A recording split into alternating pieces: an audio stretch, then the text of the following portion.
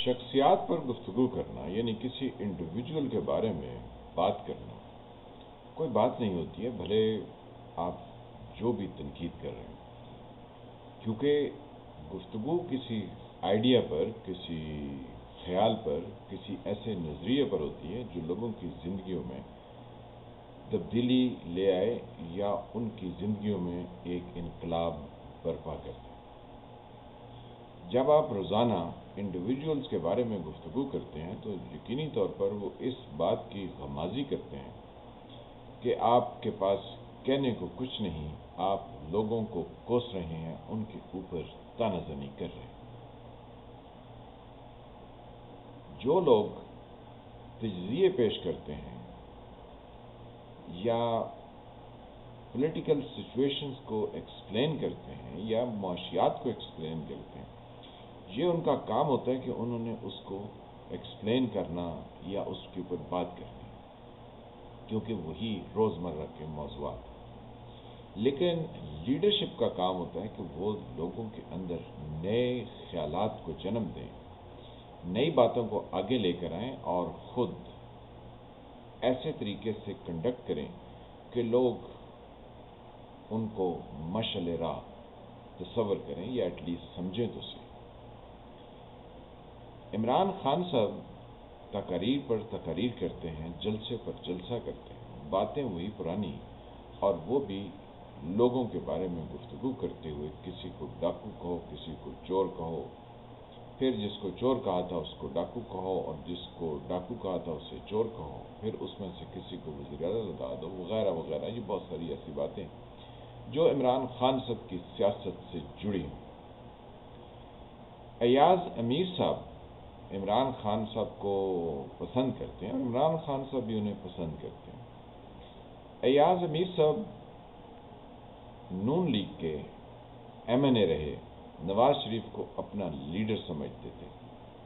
یہ شاید ان کی مجبوری تھی یا وہ کوئی سیاسی بینیفٹ حاصل کرنا چاہتے تھے۔ اس پر ایاز امیر صاحب نے کبھی روشنی نہیں ڈالی،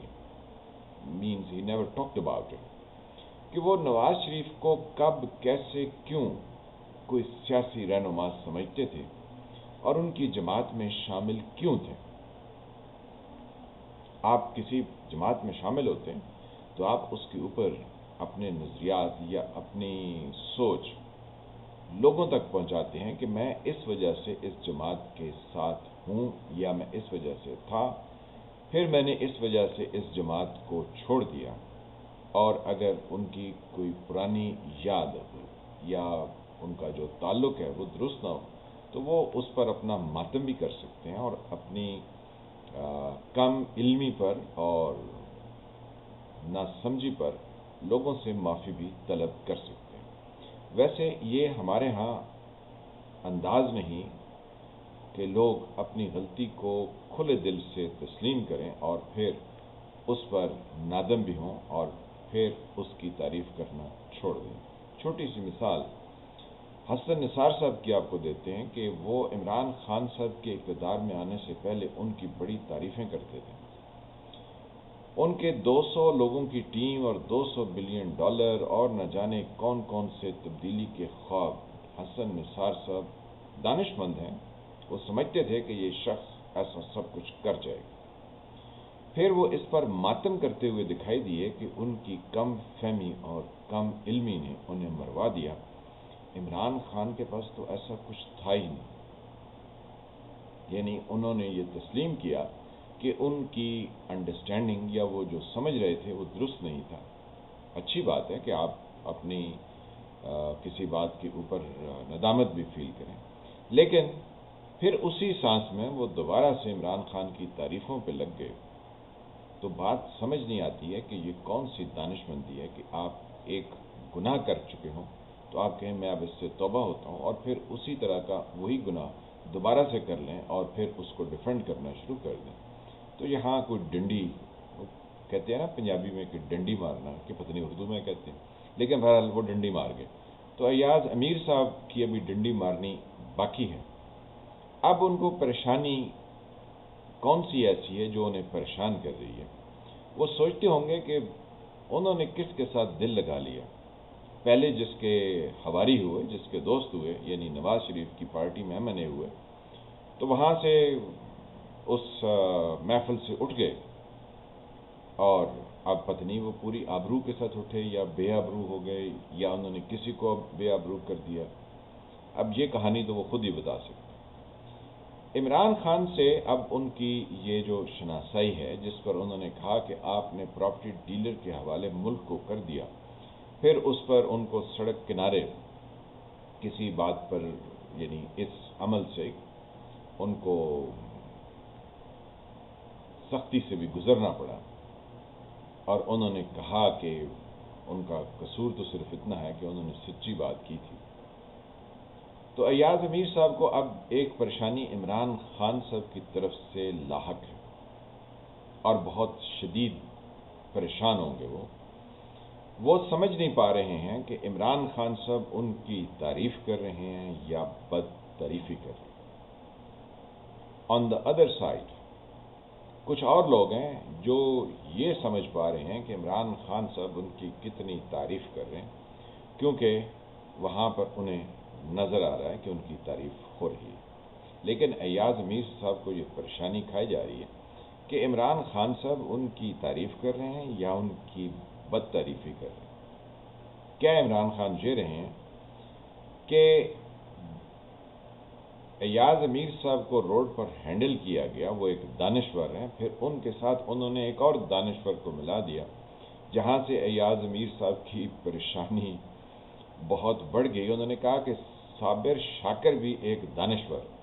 جس کو یہ ملک چھوڑنا پڑ گیا۔ پھر اسی سانس میں انہوں نے کہا کہ وہ ایک فاروقی کراچی سے گرفتار ہوا عمران خان کا چہیتا، جو کہ بول نیوز پر بے ربط تانا زنی کرتا تھا، تو اس کو بھی انہوں نے دانشور قرار دے دیا۔ اور پھر ابھی دانشوری کی لسٹ کو جاری رکھتے ہوئے انہوں نے کہا کہ سمیع ابراہیم بھی ایک دانشور۔ مجھے ان کی ذات سے کوئی مسئلہ نہیں ہے، یہ دانشور ہیں یا نہیں ہے، میں تو ایاز امیر صاحب کی پریشانی آپ سے شیئر کر رہا ہوں۔ پھر اس میں ساتھ انہوں نے کہہ دیا کہ کوئی اور ARY پر جو اینکرز تھے وہ بھی دانشور تھے، جن کو ملک سے بھاگنا پڑ گیا۔ تو آپ اندازہ لگا لیجئے کہ ایاز امیر صاحب کی پریشانی، کہ جو شخص، ویسے ایاز امیر ایک پڑھا لکھا آدمی ہے، آپ اس کے کالمز پڑھیں، اس کی گفتگو سنیں تو آپ کو اندازہ ہوگا کہ اسے جیوگرافی کا بھی اچھی طرح سے اندازہ ہے، اسے سیاست کا بھی اندازہ ہے، اسے ادب سے بھی کافی لگاؤ ہے، اور اس کی اچھی یعنی شناسائی، محبت ہے لٹریچر سے، چاہے وہ اردو کا ہو چاہے وہ انگریزی کا ہو، کیونکہ جو زبانیں وہ جانتے ہیں اسی کے لٹریچر کو وہ پڑھ سکتے ہیں۔ اس کے ساتھ ساتھ وہ تاریخ کو بھی سمجھتے ہیں، اور تاریخ میں جن لوگوں نے